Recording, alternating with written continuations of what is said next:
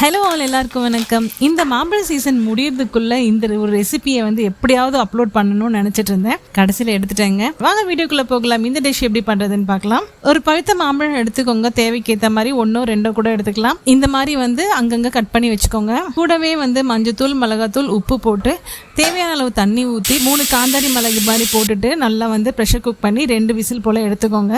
அப்புறம் ஒரு மிக்ஸி ஜாரில் 1 கப் அளவுக்கு தேங்காய், கடுகு, ஜீரகம், தேவையான அளவு தண்ணி ஊற்றி நல்லா நைஸாக அரைச்சதுக்கு அப்புறம் 1 கப் தயிர் ஆட் பண்ணி அதையும் நல்லா நைஸாக அரைச்சி எடுத்துக்கோங்க. குக்கர் விசில் அடங்கினதும் மாம்பழம் நல்லா வெந்திருக்கும். இது மாதிரி மேஷ் பண்ணி விட்டுக்கோங்க. நம்ம அரைச்சி வச்சோம் இல்லையா தேங்காய் பேஸ்ட்டை, இது கூட ஆட் பண்ணிவிட்டு நல்லா கொதிக்க விட்டுக்கோங்க. மிக்ஸ் பண்ணிவிட்டு இனிப்பு கொஞ்சம் கம்மியாக இருக்க மாதிரி இருந்தால் 1 ஸ்பூன் அளவுக்கு சுகர் ஆட் பண்ணிக்கலாம். கடைசியாக இந்த ரெசிபிக்கு ஒரு தாளிப்பு தாங்க தேவை. தேங்காய் எண்ணெயில் கடுகு, வெந்தயம், காஞ்ச மிளகாய், கருவேப்பிலை போட்டு தாளித்து எடுத்துக்கலாம். இந்த ரெசிபி ஒரே ஒரு வாட்டி நீங்கள் வீட்டில் ட்ரை பண்ணி பாருங்கள், எல்லாருக்குமே பிடிக்கும். ரெசிபியை சேவ் பண்ணி வச்சுக்கோங்க. இது போன்ற வீடியோக்கு நம்ம சேனலை சப்ஸ்கிரைப் பண்ணிக்கோங்க. நன்றி, வணக்கம்.